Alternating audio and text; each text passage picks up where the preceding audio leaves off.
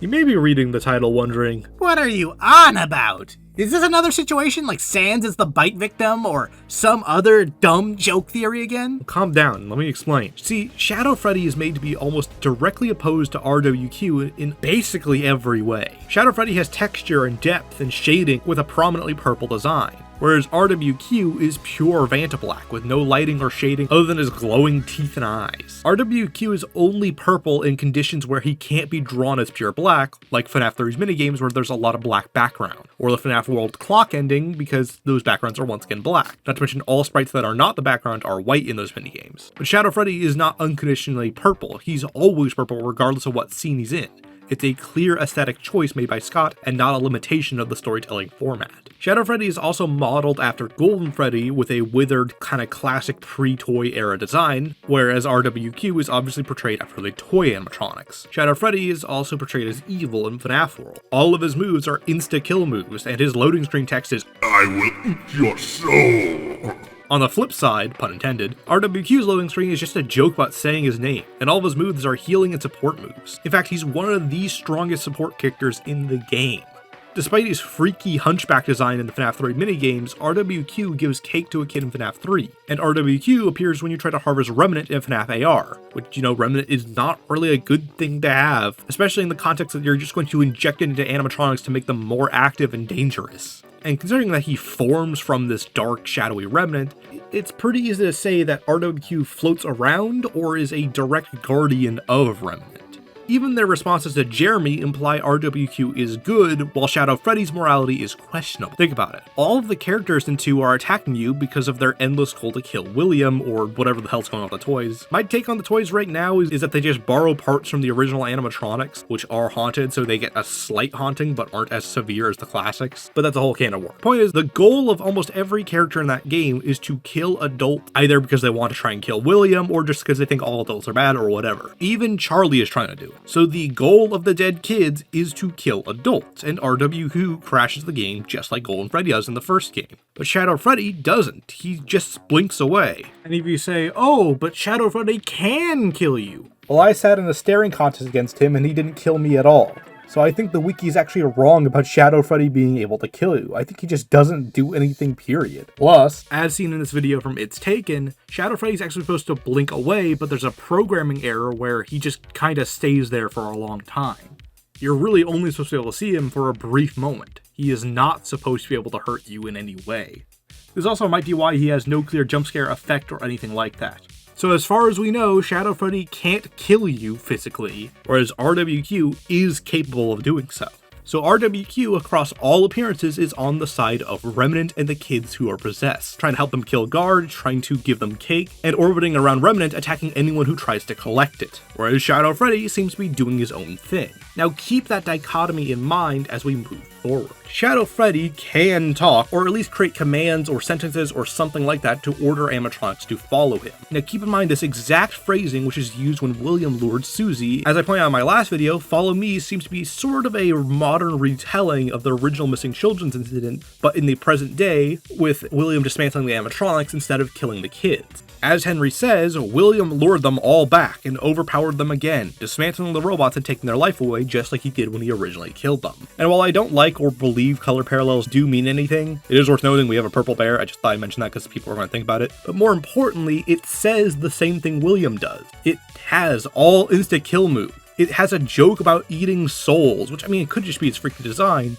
but when it's all added together, it gets weirder and weirder. And it leads all of the animatronics, except for the last spirit that leads the rebellion to kill William, to their death, basically. And note, Henry specifically says that William lured them all back with familiar tricks. He set some sort of trap, I don't know what it was. All of the animatronics are lured by Shadow Freddy to the safe room and destroyed, except for the one that's actively trying to kill William. Shadow Freddy doesn't appear on Night 5's cutscene. Either he has no intention of luring that kid to the safe room, or that kid is Shadow Freddy. And given all of the prior context, I think it's the former. And keep in mind what areas and context Shadow Freddy appears in. FNAF 2, where William was just a previously night guard and was recently, up until midway through Jeremy's week, the day shift guard. And obviously Afton's in FNAF 3 has Springtrap, where Shadow Freddy also appears. And in the FNAF 1 location, but only when William is actively there in the safe room. He appears in FNAF World, where Afton is a playable character, and also just, Scott's trying to represent every character in that game, so it's not really important to the roster of that one. And the other interesting one is in FNAF 4. Nightmare is internally called Shadow Freddy. And remember, while FNAF 4's gameplay is debatable, we know Afton has this room under surveillance, so Nightmare, being somehow Shadow Freddy, ties further back to Afton. Hell, while this is subjective, Frights even gets to work with this. Eleanor's occasional shadow bullshit could be explained if what we think of as Eleanor is just one of many manifestations of this thing. Whether it be a parallel or just another form of it in the same continuity, doesn't really matter. My overall point with this is Shadow Freddy does things that William does, says things that William does, helps William in the long run in almost every appearance, appears wherever William does, and Afton has a shadowy sidekick kind of ally / whatever the hell Eleanor is / I really don't know what the fuck's going on with Eleanor and Fright, to be honest. It also works on a narrative and visual storytelling level. Shadow Freddy is an inverted Golden Freddy, who, as UCN implies, and especially under Vengeful Cassidy, is Afton's kind of greatest enemy. This also works if Andrew presents as Freddy, but oh boy, is that a whole thing. So it's simple visual storytelling if one of Afton's greatest allies, Shadow Freddy, is the inverse of Golden Freddy. It's also sort of interesting in the context of what characters are what. Shadow Freddy is just a Shadow Fredbear, just as William is Spring Bonnie. In a weird way, it almost completes the band in a dark, twisted version of them. Fredbear and Spring Bonnie together working to enact their goals. Oh, and just to mention it before I go any further into this topic, because I know people are going to talk about it and be like, but wait, there's this. You could make the argument that Shadow Freddy is the thing outside in Midnight Motorist. That kind of worked with any interpretation of Midnight Motorist. If it's Mike running off, it's Shadow Freddy set up out there by William to watch him and scare him and keep track of him. This could also explain why it vanishes. Mike has ran away, so it teleports or warps or does whatever the fuck to follow him. If it's the crying child, same logic. If it's luring a kid, it's a little weirder because, like, once again, why isn't there a footprint trail? So is it just, like, floating away? Can Shadow Freddy float? It walks in FNAF 3, so you would assume it walks. Whereas the Afton Midnight Motorist versions at least get the idea that, like, oh, well, can't do my job if the kids run off, I'm just going to warp away or whatever. Or you could have a variant of Scarecrow theory. What I'm getting at with this is you can make any version of Midnight Motorist with Shadow Freddy being out there. As you might tell from my phrasing, I've run into one kind of snag, which is while I'm pretty solid on the relation between him and Afton, I still can't help ponder what the fuck is Shadow Freddy in actuality. Firstly, I'll cover what I don't think he is. I don't think he's a pure-blooded illusion, or at least there would be some weird snags if he was. Because of FNAF 2, we know Shadow Freddy can appear without Afton being literally around, just places he typically is around, or places he has some involvement with. And since Afton isn't actively there in the night, once again, he is there during the day, so Shadow Freddy still has a reason to be in that location. But Afton is not currently there, so unless he's running to the back room to sit in the floor to have a shadow illusion around him, there's no reason for Shadow Freddy to really appear. There's no sound disc or gas or anything to project him in there. Also, the illusion has no point to be back there. Like, Shadow Freddy isn't accomplishing anything back there by being an illusion there. And between the supernatural implications of his line in FNAF World, and just generally his behavior being kind of odd if it's Afton with an illusion, or an illusion created by Afton, it just doesn't feel like a satisfying answer, especially with the context of FNAF 2. Though that said, I don't think Shadow Freddy is a completely tangible animatronic. It doesn't kill Mike, Jeremy, or Fritz, and yet it will still appear before all of them. In fact, I don't think it can do anything more than appear or move around. Golden Freddy can kill you through non-traditional or whatever supernatural means the floating head means, and RWQ can crash your game the same way, but it seems Shadow Freddy lacks that direct ability. The only context where he can ever do anything is in the context of FNAF World, which I feel is more of a reference to Afton dismantling the animatronics, which is once again links back to Shadow Freddy luring them to Afton, than anything that Shadow Freddy literally can do on its own typically. Lastly, I have many reasons I don't think that these are the multiple simultaneous Springlock failure characters, or at least RWQ in particular doesn't make much sense to be that character. As I've said throughout this video, RWQ does not seem to be exactly the same as Shadow Freddy in terms of what type of entity or thing they are. Their characters are very contrasting, and their designs are very contrasting.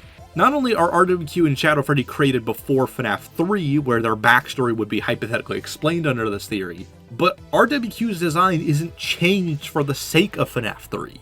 If this was a situation where Scott had a loose idea and then fleshed out later, why wouldn't he correct the design to account for that? We know he's willing to create new designs or adjust designs or change things if he needs to. Take a look at Golden Freddy, who has a completely different design in FNAF 2 from FNAF 1, but is still just Golden Freddy. Why not make RWQ's design Springtrap if the idea is that he's a Springlock failure victim? If that's an updated or given backstory, why not have it there? And if you argue that he already had that backstory or an early draft of the backstory of FNAF 2, why wasn't he using Withered Bonnie or some older rabbit design that isn't clearly based on the new and shiny animatronics? I see no world where RWQ was created with this intent to be a Springlock failure victim, or that he was even retrofitted to fit that role in the plot. And even on top of that, let's say that this really just is a really bit of weird conveyance where arbitrarily Spring Bonnie is represented by Toy Bonnie, or the person who is Springlock just really liked Toy Bonnie and changed his physical form to always look like him from then on out. Why is XOR given the same naming convention when there's no world where Dee Dee is a Springlock suit? Why is there just a third one floating around if these are the two victims of the Springlock failure? Also, why isn't Spring Bonnie already haunted? Why does RWQ float around as a Vantablack toy animatronic? Maybe Shadow Freddy could be, but I'm really hesitant to say so. With all that said, back to the actual theories about Shadow Freddy. Number 1, agony stand theory. Much like Eleanor, this is some sort of horrific monster made as a byproduct of Afton's actions, or just some entity fueled by or created by agony that just wants to grow stronger. Then Afton creates agony by killing kids and destroying families and all that. So Shadow Freddy helps him and enables his action, fueling his ability. I'm gonna call this Shadow Stand because frankly the idea of Afton summoning a shadow bear that helps him kill is fucking hilarious, and it's actually pretty dark and spooky. And also the idea of discussions actively passing around the name Shadow Stand is just really funny. To portray it a little bit more seriously, imagine a hulking beast, specifically a twisted reflection of his most hateful enemy, especially under Springlock Cassidy, and the very animatronic that took his own son's life. It follows Afton around, aiding him as Afton's murders and actions horrifically mutate it and make it stronger and stronger as the agony of their suffering sustains it. Born from, honestly, take your pick for where it comes from. It could be born from the Springlock failure that kills Cassidy under that theory. It could be born from the Bite victim's death. It could be born from, if you're a hardcore Stitchline Games believer, Andrew's death, whatever. Anyone who has any connection to Fredbear, I think, could be the impetus for this thing existing. Or it's just a general accumulative entity that just builds up over time. In a way, I think you could almost flavor this or look at this as Afton's equivalent to the Paul mask from Llamas with Hats, or the rabbit thing that I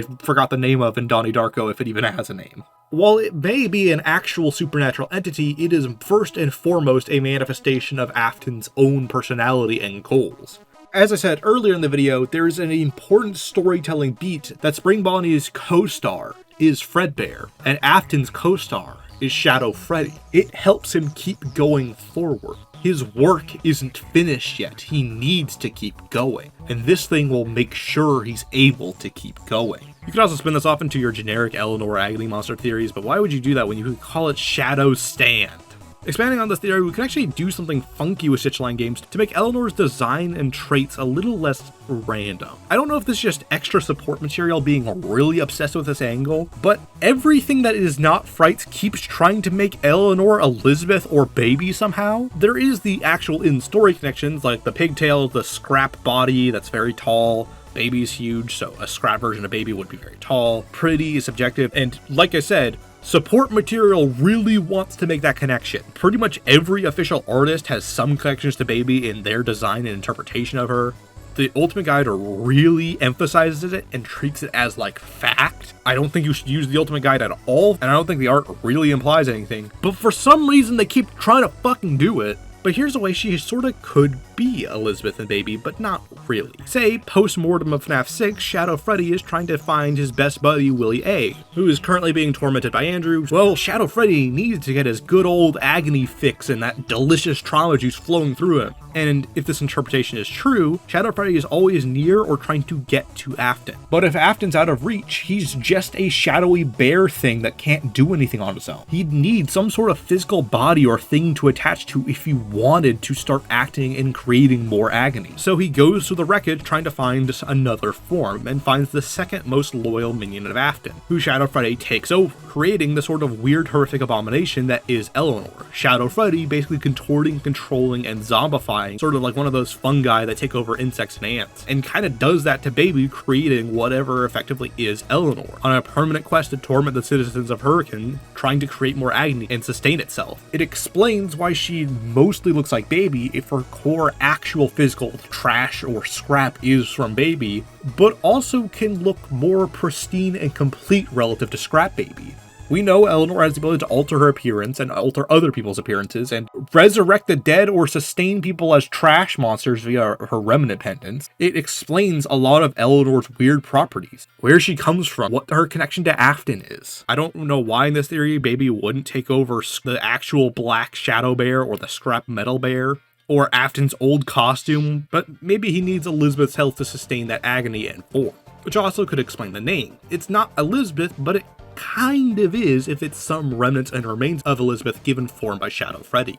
It's not a flawless interpretation, but it is an interesting angle to look at Eleanor and make the Shadow Freddy connections a little less random, and keeps a consistent character arc for the two. That said, I'm not really a believer of Stitchline games, I just want to throw it in because I want to add more to the theorizing table and help flesh out ideas and explain it to people who don't understand those ideas. The second theory I want to suggest, let's call Bite-Mare. Now, this is one I don't like, but it's an interesting idea to entertain, and I do want to toss it to the community to look at. Plus, Shadow Freddy being the bite victim is a pretty common headcanon, so I want to explain how this would connect to what actually seems to be the personality of Shadow Freddy in a way that might work, but not really. It's the idea that Shadow Freddy is basically the bite victim being controlled and manipulated by Afton, with a sort of distorted obsession and loyalty to William the same way Elizabeth is. There's a few ways you could come to this conclusion. If the bite victim was killed by Fredbear, that explains the design appearance, and also why Shadow Freddy can't physically do anything. He isn't possessing a proper suit, he is some remains floating around the pizzeria. B, in the alleyway poster, the equivalent of the bite victim, the bear on a leash, who was held by Elizabeth. Not only could this potentially connect back to the prior Eleanor theory, but also Elizabeth is on the side of Afton, which implies the bear is held to Afton's goals between Elizabeth and him. And it's not like we don't have Elizabeth as proof that some of his kids,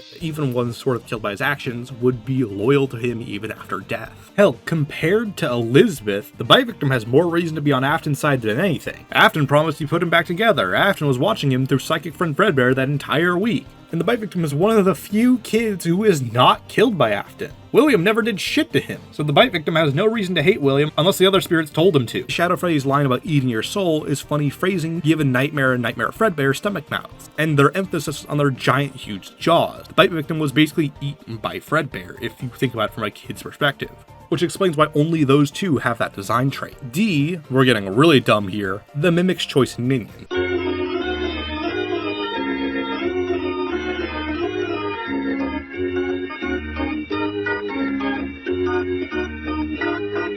This sets up an interesting character arc for the bite victim, where he's hateful and convinced by Afton to help him and hurt people, whereas Logbook Cassidy or Charlie or whoever the fuck gets to help the bite victim remember who he truly is and break him free with Happiest Day, showing him he doesn't need to follow his dad's manipulation and control. If Afton is the one saying, "I will put you back together," and the bite victim is following around helping him in his efforts to be put back together, with Charlie and or Cassidy being the one saying, "No, we're going to put you back together. This is the real way to move on. You don't have to follow Afton. He's not going to really help you." That sets up an interesting kind of mini redemption arc for him to move on in Happiest Day, or really any version of the story where his soul is freed.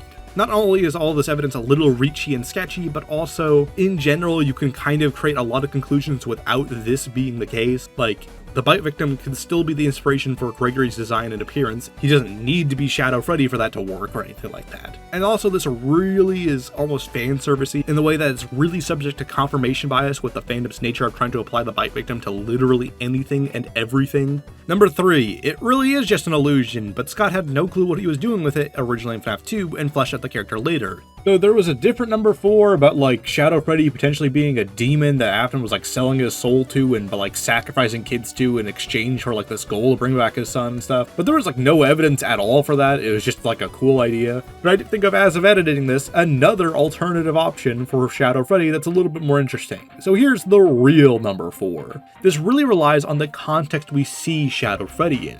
It's almost more of a virus or corruption of things. Think about it. We see it in the animatronics point of view. They are machines. When the final spirit is out there and just moving around on its own, it can't see Shadow Freddy because it's not a robot anymore. We see it on monitors in FNAF 2. And we know the player in FNAF 3 has been in FNAF 2, so the one in that office could be a hallucination just like the other phantoms. With Nightmare being the same virus corrupting whatever the hell the artificial illusions or things in FNAF 4 are and making it more extreme and absurd.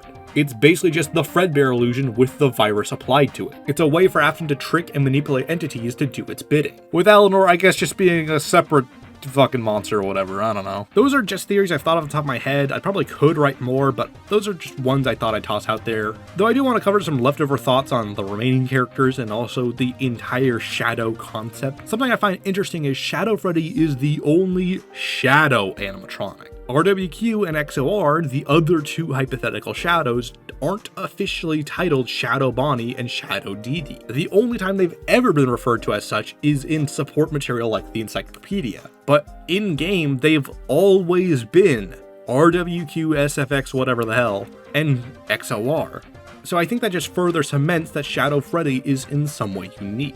And I'm pretty dead set on him being on Team Afton and working with Afton in some way. I'm just uncertain on what exactly that is. Oh, and RWQ. I do need to theorize about him because it is a Shadow animatronic video and I don't know when I'm going to talk about him again. So I'm just going to list off what I do think applies to him. He does seem to be a good guy and he does seem to be on team everyone who's not Afton and trying to kill Afton. And I just don't have much more to say about him. He's just kind of a funky little guy. So rather than try to make actual evidence, I'm just going to quickly deposit my take on RWQ that just kind of fits the vibe of where he appeared. We know that on some level in FNAF that entities can be created for dedicated purposes. What I mean by that is, in FNAF world, Glitchbear says, "You were created for one thing." So we know that some supernatural entity created something to achieve some goal, which is executed in FNAF world. So if the entity behind FNAF world can create entities, then maybe RWQ is something like that. A being created perhaps by Charlie or Cassidy to try and keep the kids safe. And even once Charlie or any of the other characters are gone, RWQ, who isn't a spirit with an actual soul or human it corresponded to, is left behind just keeping up its job forever by preventing people from collecting remnants. I could see an angle where he's like good memories and stuff as opposed to agony or suffering or something like that. I just don't see any scenes like that that really point to that other than the thematic opposition to Shadow Freddy. And if RWQ is created, I think there's only two people who would do it. Charlie, who has this consciousness and ability and desire to protect kids, and potentially, and this is one I'm gonna have to explain, the Vengeful Spirit.